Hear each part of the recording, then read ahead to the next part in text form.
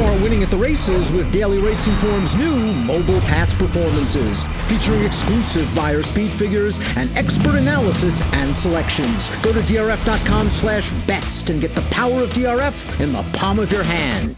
Hi, everybody. Dan Illman, Mike Beer, the DRF race of the day for Saturday, July the 11th, race number 9 at Keeneland. Let's throw up the field for the Grade 2 Bluegrass. 3-year-olds going 1.125 miles on the road to the Kentucky Derby, and we have a filly as the morning line favorite. The number 7 Swiss Skydiver, Mike. She has won 3 graded stakes races in a row at 3 different venues, all at 1.16 miles, and she certainly deserves her opportunity against the boys. Yeah, I guess she does. She's been very good in her last few starts, especially, and the figures sort of back that up, Dan. I mean, there are a couple of horses in here who have one race that, sort of put them close to her. But other than that, her figures give her a pretty big advantage in this race.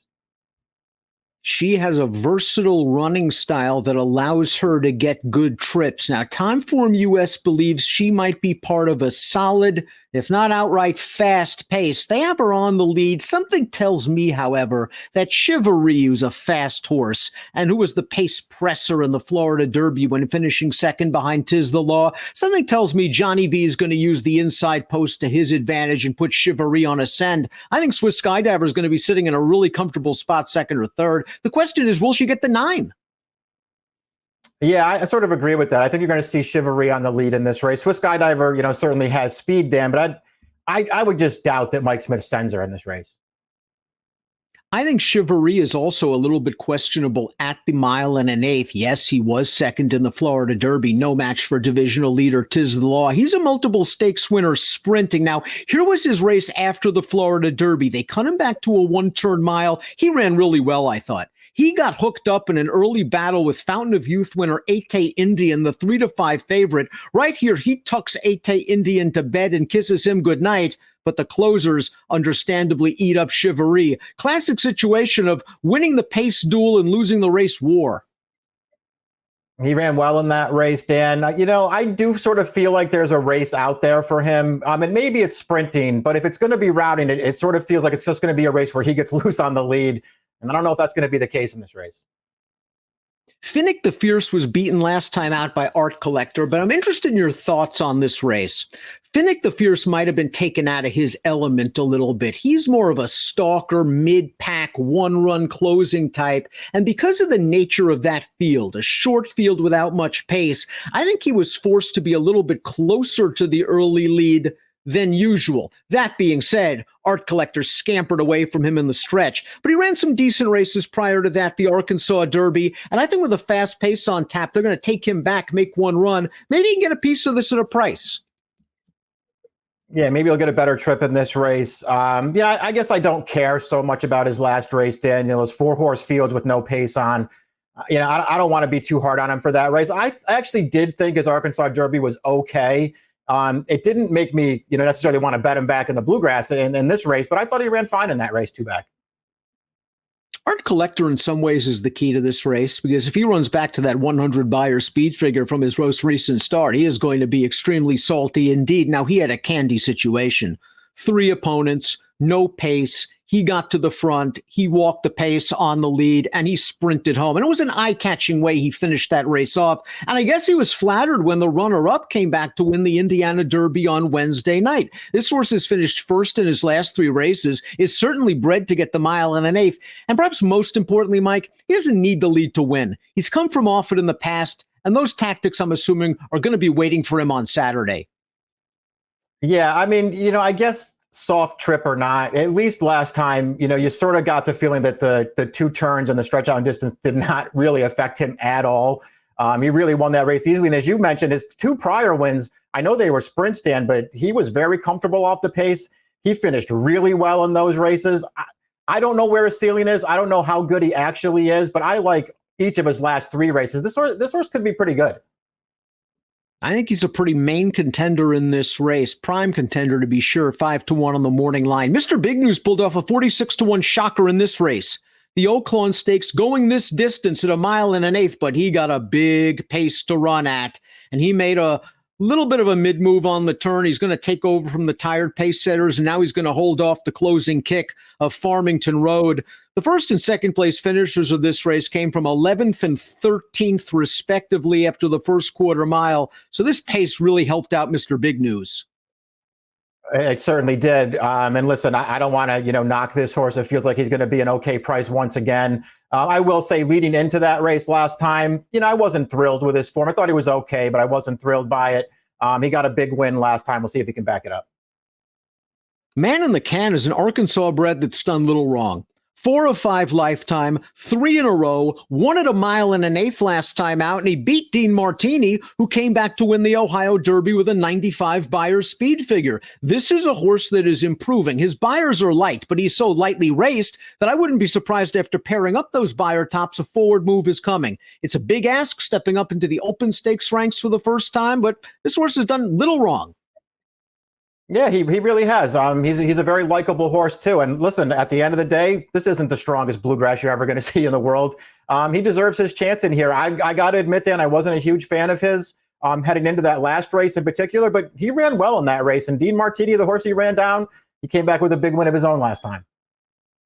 He's a very professional sort, Man in the Can. Doesn't mind being down inside horses, in and among horses, and he seems to fire in the stretch. Nice to see a horse that's won from 6 to 1 1/8 in only 5 lifetime starts. Hard lighting's a little bit of a tough one to come up with here in the bluegrass. A winner 2 starts back in an off-the-turf race in the slop. He ran in that Chivalry race last time out, and even with the big pace in front of him, he did not run very well. 50 to 1 on the morning line for good reason. Yeah, he's hard to make a case for in this race. Now, Swiss Skydiver, after she won the Gulfstream Oaks, it's hard to imagine, by the way, that she paid $20 to win the Gulfstream Oaks and then paid $36 to win the Fantasy. She's that good right now. The Gulfstream Oaks, after she won that race, I think there were a lot of skeptics that said she couldn't have had an easier situation. Nobody went to the lead. She went to the front, walked the dog, and spurted on home. And I think all those things are true.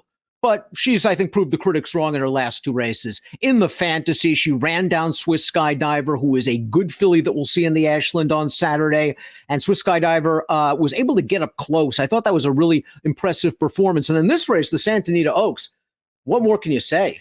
She turns into the stretch, and yes, it's a short field. She had the pace advantage. Speech is a nice horse that just made one of the top fillies Gamine run in her prior start, but just look at Swiss Skydiver doing this easily, ears pricked. She's at the top of her game right now. Yeah, I mean, she really is. This race that we're watching is, a little bit like that Art Collector race we talked about before. A 4-horse field. She was just able to control, and sometimes that can just make horses look really good, and it certainly made her look really good. But, she has the 2 prior races to sort of back her up. And I think in particular, it's the Fantasy that was a top effort for her. I mean, that was a fast pace. She kept right after it. Venetian Harbor, who she sort of dueled with in there, is a really nice horse in her own right. Swiss Skydiver took care of that horse at the end. She's just been really good, Dan. I don't know how much I agree with them necessarily running her in this race. And I don't know how much I'm, be dying to bet on her as the favorite in this race. But, she's clearly a horse you have to take pretty seriously in here. I'm a little worried about the 9 furlongs for Basin. I think he's better at slightly shorter. He did win the Grade 1 Hopeful going 7/8 of a mile last year before some minor ailments knocked him out for the rest of the season. I think he's run fine in all 3 of his races at Oakland this year. The Rebel, listen, that's a tough spot to make a 2-turn debut, going off of a long layoff in against the brilliantly fast Nadal, who unfortunately has been retired. In the Oakland Stakes, I don't think he liked being down inside. He was part of that fast pace and really one of the only parts of that fast pace still around at the wire. And then last time out in the Arkansas Derby, he just chased Charlatan all the way around the track in the slower division of the Arkansas Derby. He is a good, solid horse that can get a nice trip in the second flight here, but I am worried about the 9. I mean, I agree with all that stuff. He just makes a lot of sense in here. He's just sort of been facing better horses. I would say, the race 2 back in particular, Mr. Big News obviously won that race at a big price. Within the context of that race, though, I would argue that Basin ran every bit as well as Mr. Big News did in there. I don't know. He makes a lot of sense to me. He's just a horse that I want to use in this race, especially if that morning line is close to right. I think attachment rate, the number 9's a horse you might want to consider, at least on the bottom of your single race exotics. A little slow on the way in, but he's taken on some nice competition. Mischievous Alex in the grade 3 Gotham. That horse is a top 1-turn 3-year-old in against Dr. Post at Gulfstream 2-back. That horse came back to run second in the Belmont Stakes. And last time out in the Matt Winn, he was 4 wide around both turns against Max Fielden at New York Traffic. And I didn't like that he didn't change leads in the stretch. He's still learning, but he lost ground from start to finish. Yeah, he really did not have a great trip in that race. And he hasn't changed leads really in any of his races. So that's a problem for him. I like this horse more than anything else, though, and maybe more than any other horse in here. He's a horse I'm concerned about the distance with. I've never looked at him and felt like more distance would be better for him. Rushy finished third in the Santa Anita Derby last time out. He was in against 2 of the best 3-year-olds in Southern California and 2 major Kentucky Derby contenders right now, Honor, AP, and Authentic. Let's watch that race. I liked how they rode Rushy. Rushy is a horse who in his prior races liked to be close to the pace. They took him back. He took some dirt in his face in the pocket. He's the gray horse. He's now angled off of the rail, and he's not going to be any match for the top 2, but he does finish okay to be third. If you believe the buyer's speed figure of 97, he certainly fits with these horses. His race at Oakland 2-back was a good, fast effort, and the time before that he was in against Charlatan. I think this horse has a lot of potential and enough tactical speed to work out a trip without hopefully losing too much ground. I agree with all that, Dan. This horse is actually pretty much in all of his races since his debut at the end of last year. He's just run well. He gets better with every single start. He has tactical speed. And as you say, he was no match last time, but he was a pretty good third in that race with a fast figure. He makes a lot of sense in this race. Trainer Nick Zito has won the Bluegrass on 3 occasions. He has a big-priced contender in here in the 11, Hunt the Front, who came from way out of it to win 2 starts back. And then most recently, again, fell far behind in the Man in the Can race and really didn't do much running at the end. He has virtually no early speed. He's going to have to run a career best Buyer top. Yeah, I mean, he's just hoping that pace projector that we saw before is completely right. There's a really fast pace, and maybe he can get a piece. Even if that's the case, I'm not sure he has the same closing kick as the 12 Enforceable, who got that fast-paced scenario in the Lecomte 3 starts back, and he banked that right into the winner's circle with an 89 Buyer. He ran fine in the Risen Star 2 starts back. And last time out in the Louisiana Derby, there wasn't a lot of closing going on, and Julien Leparoux tried to make a bit of an early wide move with this horse on the turn. He flattened out at the end of that race. I wonder if there's a lot of upside here after 9 lifetime starts, but give him some pace and he can come running late at a decent price. He's accomplished. Yeah, I sort of feel like he could be a horse who might get lost in the shuffle a little bit here. Maybe, more than anything else, just because we haven't seen him in a while. His races are pretty good. He clearly wants distance. If there's a pace in front of him, he will run at the end. There are things to like. I can't say that I love him in here, Dan, but there's things to like about this horse. And let's take a look at our top selections for the Bluegrass, because you're going with a complete stranger on the outside, the number 13 Tiesto. I'm surprised that Tiesto is raced exclusively on turf, considering his pedigree, Mike. He's by Tiz now, a 2-time Breeders' Cup Classic winner who is not exactly known for being an outstanding turf sire. And he's a half-brother to Promises Fulfilled, who's a Grade 1 winner sprinting on the dirt. Maybe this horse has just been waiting for this surface switch all along. You're getting a lousy post, but you're also getting a great price. Yeah, that sort of went into my thinking. He's going to be a great price in here. I really do like his pedigree for dirt. And, it's funny, Dan, because after he won his career debut on the grass, I think he got a little attention off that win. I personally didn't love that win for him, even though he got it done in there. And he's run fine on turf since then, but I don't really like him that much as a turf horse, even though his races are pretty good. He's bred for this. The post is terrible, but he's bred for this. Bill Mott, this is the race of the day at DRF.com. You can use your formulator PPs.